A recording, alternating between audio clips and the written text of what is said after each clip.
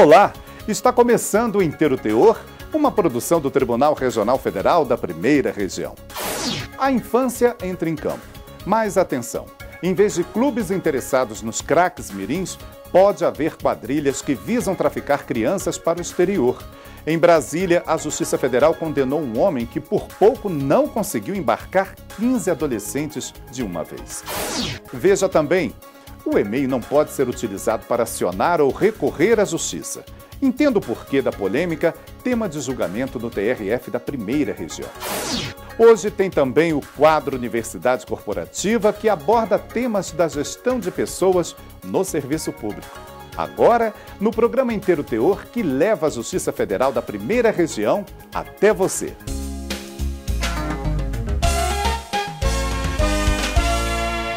Seduzidos pela bola e por toda uma carreira de prestígio que pode nascer no campo, crianças e adolescentes sonham em se tornar craques do futebol. Mas um alerta para o crime de tráfico de crianças para o exterior.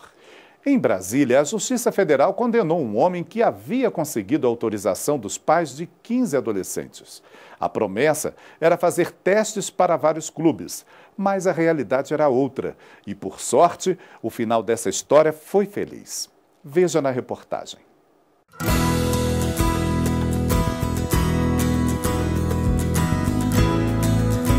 Jogar em um grande time de futebol é o sonho de muitas crianças e jovens. E os pais acabam embarcando no objetivo para ver a realização dos filhos. A escolinha de futebol, às vezes, é o primeiro passo para o início da carreira.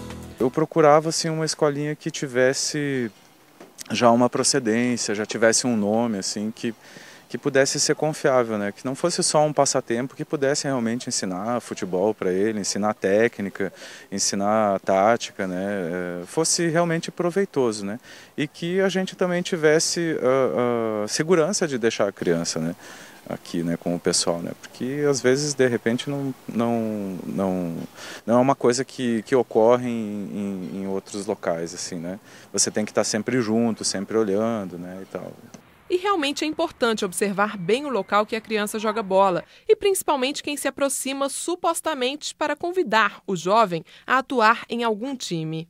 Primeira coisa é saber a procedência, de onde veio essa pessoa, se ela realmente é ligada a algum clube, se ele se passa por algum agenciador de algum clube específico, ligar na diretoria desse clube, procurar saber se ele é uma pessoa cadastrada, procurar algumas pessoas, no caso aqui em Brasília, algumas escolas que já têm um trabalho mais sério, são credenciadas, procurar algum profissional que possa orientá-los, pois a gente conhece muitos treinadores, conhece muitos avaliadores do país inteiro, então a gente pode dar uma consultoria onde se isso realmente é válido essa experiência, se a gente não conhece, se já teve algum caso de alguma frustração, de alguma coisa errada no meio.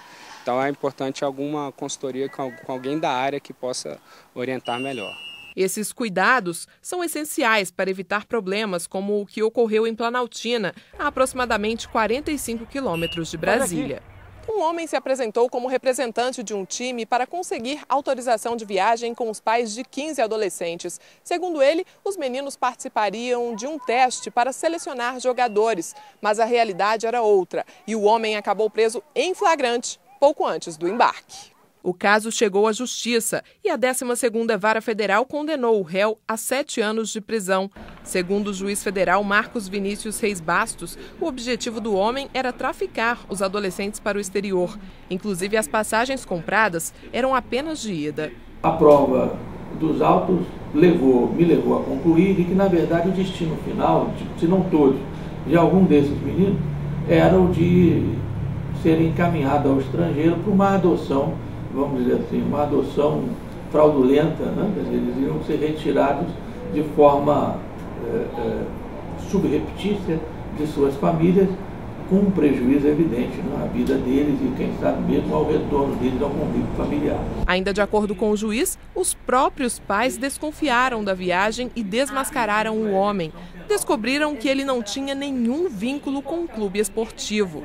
Mas claro que nem todos os casos terminam assim. É apenas um fato que pode ajudar os pais a ficarem ainda mais atentos com as possíveis oportunidades. Portanto, nada de desistir do sonho de se tornar um grande jogador de futebol. Guilherme, de 8 anos, por exemplo, faz planos para o futuro. Meu sonho é... Meu pai que é advogado, daí eu vou jogar futebol até os 25 anos, vou tentar ser bom. E depois dos meus 25 vou me formar em Direito. Mas pretende ser um jogador de futebol? Primeiro é.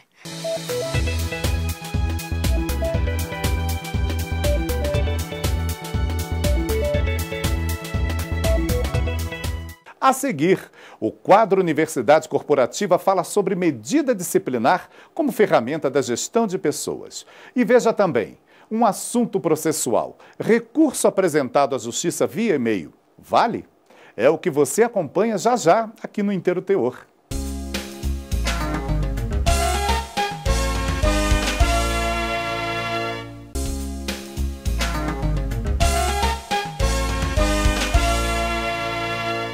O Inteiro Teor fala agora de ações institucionais no serviço público. O quadro Universidade Corporativa, que aborda temas de gestão de pessoas, traz o psicólogo organizacional Wagner Agostinho. Ele explica que o mundo corporativo se vale de inúmeras ferramentas para garantir resultados. A medida disciplinar é uma delas, mas será que ela cumpre mesmo o que propõe? Acompanhe. Olá, tudo bem? Houve um tempo em que disciplinar no mundo corporativo era sinônimo de fazer obedecer, fazer cumprir as regras, fossem elas justas ou não. Nesse tempo, o objetivo era usar essas ferramentas para inibir, intimidar, sobretudo garantir o lucro. As medidas disciplinares sempre existiram, surgiram junto com a relação de trabalho. Chibatadas, prisões e até morte eram medidas disciplinares em algum momento da história. De lá para cá, muitas coisas mudaram. Gostaria apenas de chamar para a consciência de que na relação de trabalho vivemos uma continuidade. Precisamos saber do passado para entender o presente e assim construir o futuro. Cada organização já aplica as medidas em conformidade com a lei e todas elas possuem seu código interno de condutas e bons comportamentos. Então a minha missão aqui é discutir o papel da disciplina. Pensar que somente suspensão ou advertência irão mudar o comportamento do seu funcionário é viver no presente com a cabeça do passado. Hoje, os trabalhadores entendem tanto quanto seus empregadores sobre seus direitos e deveres perante a lei. Uma medida disciplinar precisa ser justa. Mais que isso, a justiça da medida precisa ser provada e pode ser contestada nos tribunais.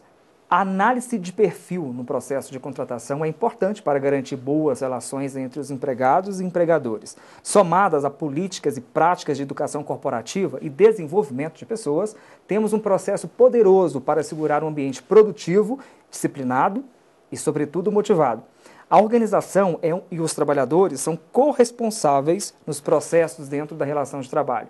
Um não existe sem o outro. Nunca fez sentido, a meu ver, uma relação de rivalidade entre empregadores e empregados. Parece-me mais inteligente a cooperação entre ambos, se a vida de um depende do sucesso de outro e vice-versa. No que se refere a isso, há uma nova consciência sobre o desenvolvimento de pessoas dentro do mundo corporativo, onde incentivar as boas práticas e o bem-estar geram muitos resultados. Quando punimos alguém, o mau comportamento já aconteceu. Quando incentivamos as boas práticas, evitamos o mau comportamento e reforçamos nossa excelência, aumentando nossa satisfação interna e externa. De todo modo, não prego a extinção das medidas disciplinares, mas alerto para sua correta aplicabilidade. A necessidade de aplicá-las deve gerar na organização uma preocupação de discutir os seus processos. Elas deveriam ser o extremo diante de uma situação que precisa ser resolvida. Se você precisar aplicá-las tantas vezes, talvez ela já tenha se tornado uma rotina na sua organização. E a pergunta é, vai fazer efeito? Bom, de tudo finalizo esse raciocínio dizendo que sempre podemos fazer o melhor e deveríamos sempre esperar o melhor das pessoas. Se o contrário acontecer, não fazer nada a respeito nunca será a melhor opção. Desenvolva, eduque, faça parte. Passamos tempo demais dentro de uma organização, trabalhando, para aceitar um ambiente hostil e improdutivo. A vida profissional é um caminho que não pode ser refeito. Se tiver alguma dúvida, basta acessar www.sutilpsicologia.com.br e fazer o contato. Muito obrigado e até o nosso próximo encontro. Agora um assunto que envolve a tecnologia no judiciário. Recurso apresentado à Justiça via e-mail, vale? O Tribunal Regional Federal da Primeira Região entendeu que não. Veja o porquê. Apesar da modernização de varas e tribunais, o e-mail ainda não é um canal que pode ser utilizado para acionar ou recorrer à justiça de forma oficial. O TRF1 acolheu a alegação de uma ré em processo no qual o Ministério Público Federal figura como autor da ação.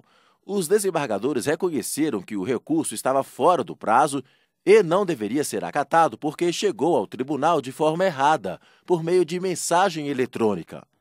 Ao analisar o processo, a terceira turma aqui do TRF da Primeira Região sinalizou que não existe previsão legal para que recursos sejam apresentados via e-mail. Apesar de recursos tecnológicos serem cada vez mais utilizados nos tribunais, como acontece no peticionamento eletrônico, por exemplo, regras como a apresentação de ações ou recursos de forma escrita ou via sistema adequado não podem ser deixadas de lado. Advogado há 7 anos, Rodrigo Pedreira explica que vem presenciando a modernização da justiça, mas que muitos procedimentos continuam os mesmos.